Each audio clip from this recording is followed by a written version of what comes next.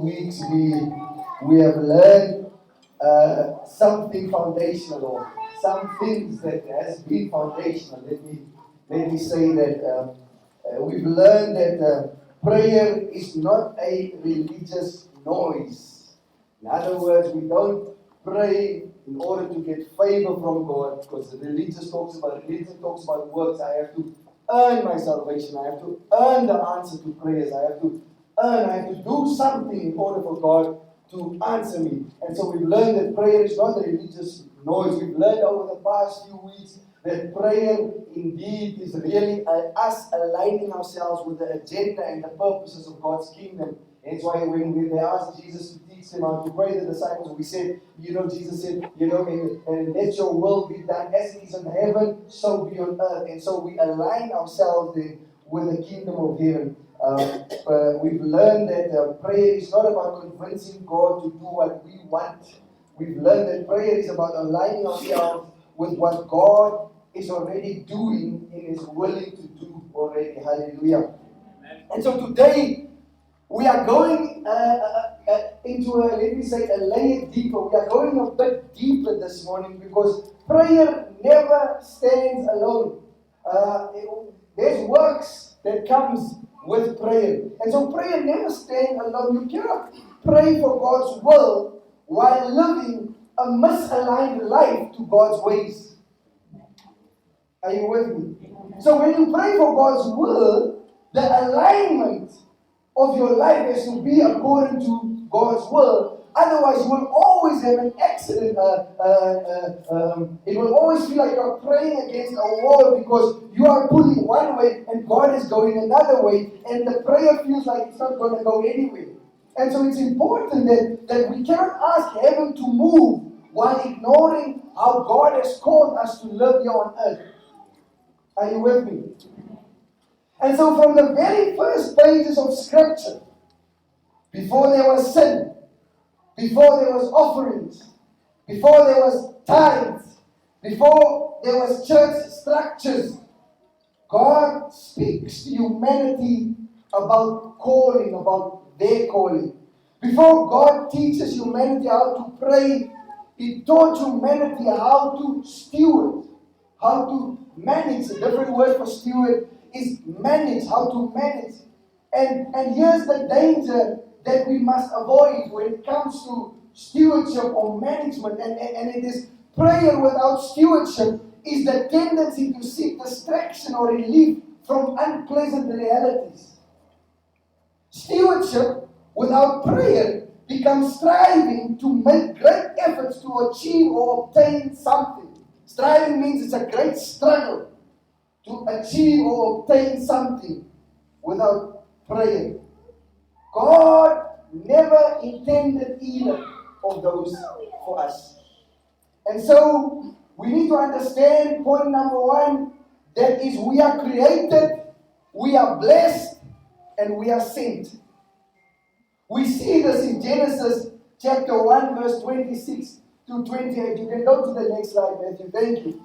I want you to underline what I've underlined there, because we will constantly be referring back to it. We must understand that we are created, we are blessed, and we are sent. Let's look at it. Then God said, let us make man in our image after our likeness.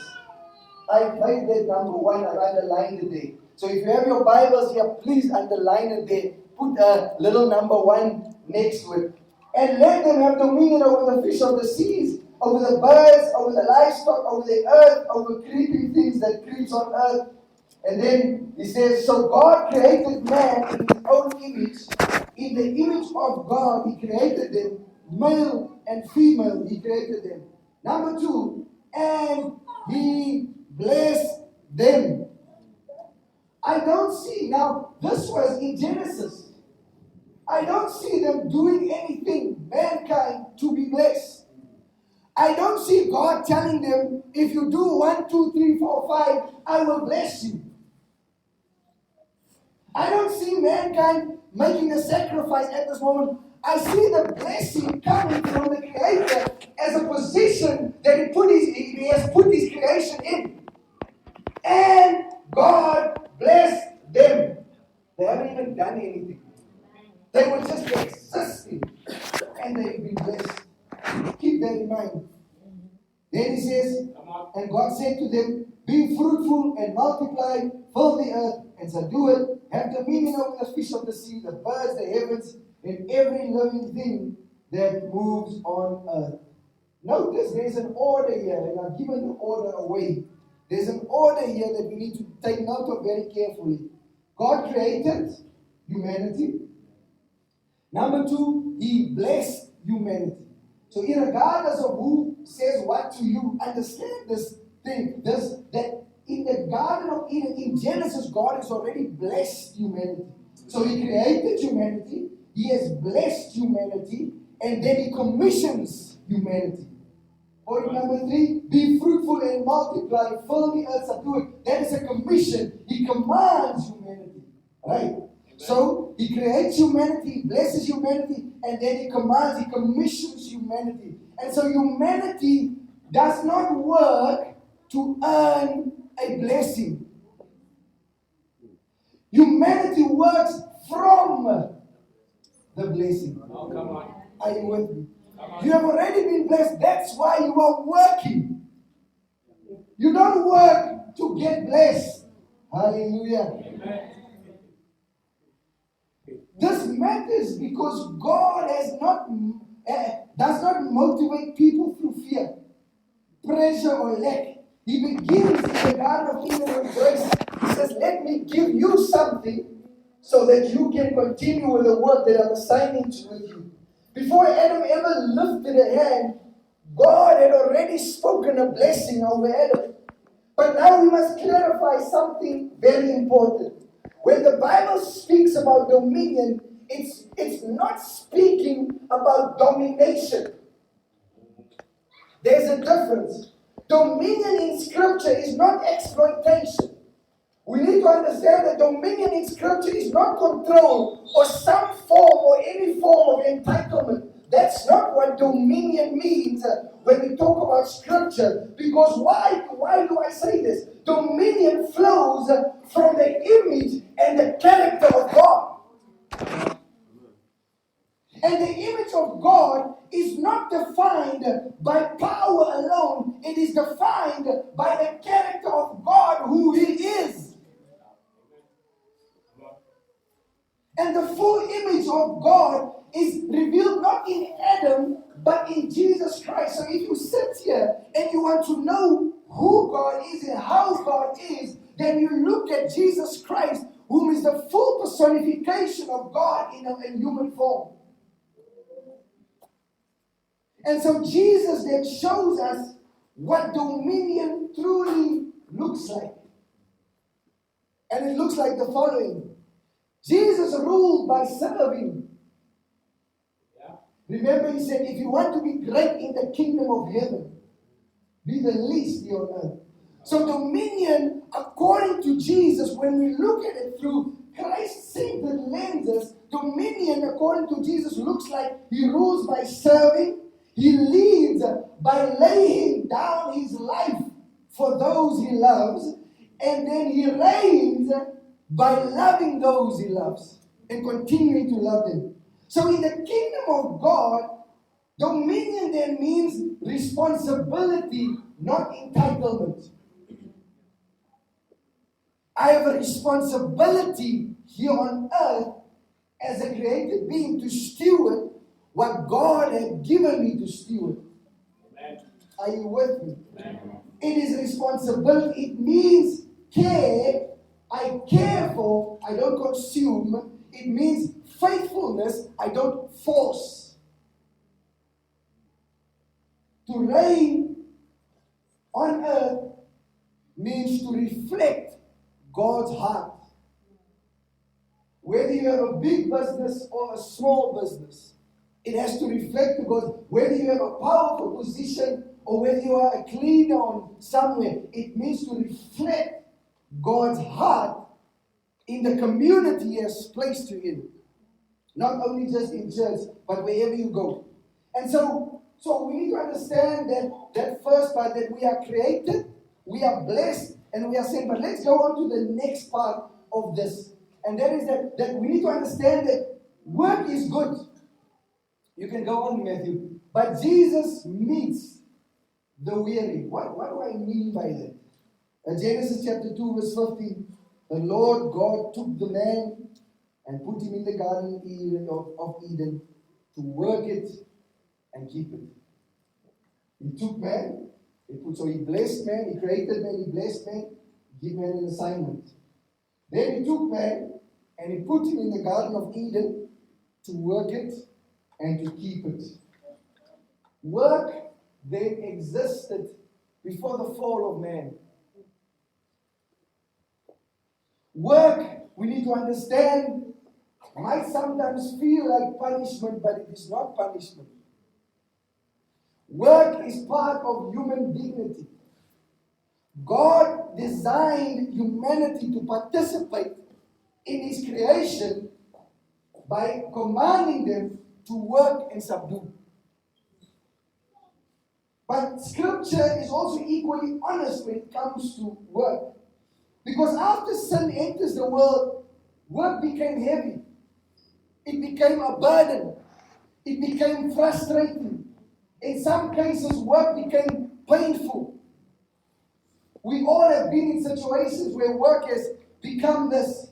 And so we must be careful when we consider these things or think about this. If we only say work is not a curse, we risk shaming those who are tired of work and hate going to work.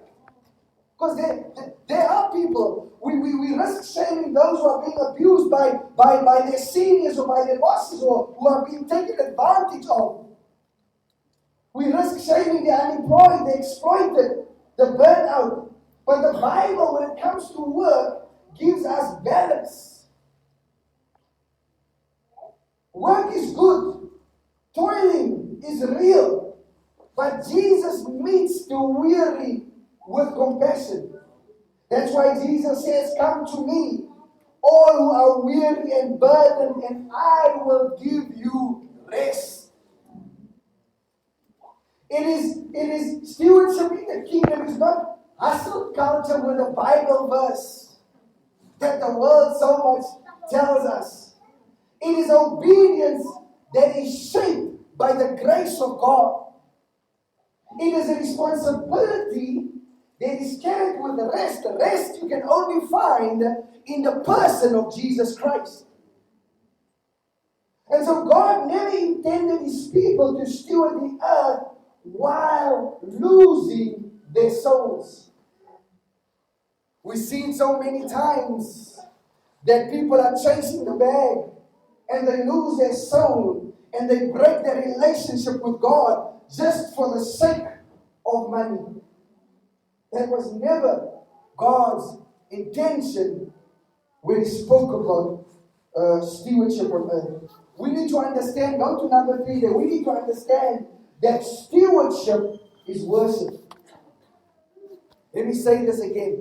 We need to understand that stewardship is worship. Worship is not only what we did here a few moments ago with Jamela and the team on the keyboards and the musicians. Stewardship, Genesis 2 actually uses words that later Scripture uses for the job of the priests. Genesis 2 talks about to serve, to guard, and to preserve. When He assigned mankind, He said you will serve, guard, and preserve. And in the New Testament, in the Old Testament, going to the New Testament, He uses the same words for priests. Humanity's first calling then was not corporate or agricultural or economic. Humanity's first calling was a priestly calling. They were called as priests. This means stewardship is not just about productivity. It is about honoring what God has given us to preside over while we are on earth. Are you with me? So to steward well is to say, Lord, what you call holy, I will not treat casually. I will not take advantage of. This includes our time, our families, our work, our responsibilities, our influence, and yes, eventually, our resources. We will not treat it casually. Hallelujah. And so stewardship then is worship expressed through everyday obedience to God. Let me say this again. Stewardship then is worship that is being expressed through everyday obedience to God. You worship not only with your hands lifted, but with your life aligned to the priestly assignment God has given to humanity or to His church in our case. And so the real problem here was worship. You see, it's not management. Let me explain what do I mean by that. Adam's failure was not laziness. Adam did not fail before because he refused to work. Adam failed because he trusted his own judgment above God's word. What was the word? Do not eat from this tree. That was the word. What did Adam do? He trusted his own judgment above the word of God. And this matters deeply to us today. The greatest threat to stewardship is not poor planning, but it is worship that is being misplaced. In other words, our work becomes idolatry. Our business becomes an idol. Our goals, we start worshiping these things, putting it ahead of the kingdom of God. Because we know better. Are you with me? Amen. And so stewardship is never first about money. Stewardship is about mastering. Mastering these things that God has placed in my hand and not allowing these things to master me. Not allowing my work to master me. Not allowing my goals to master me. Not allowing where I want to be like to master me. But I master that because I have dominion and control over it by the grace of God through prayer. So when something other than God rules the heart, that's why when we pray we become anxious. Is God really going to answer? I need an answer by tomorrow. And yet God wasn't the one who put us in that position in the first place. It was a consequence of our choices and decisions. Our work becomes slavery. I have to work because I have to pay these bills and I have to do this and I have to do that. And so the boss does with me what he wants with me because now I am a slave. I'm subjected to him because I allowed it, because my work became my idol. And when it comes to generosity, it becomes painful. You calculate the cost. Because we know our generosity can only be stretched so much. We can't go further than that. There's not a sermon about money. But when Christ rules the heart, prayer becomes confident. When Christ rules the heart, work becomes service to Him.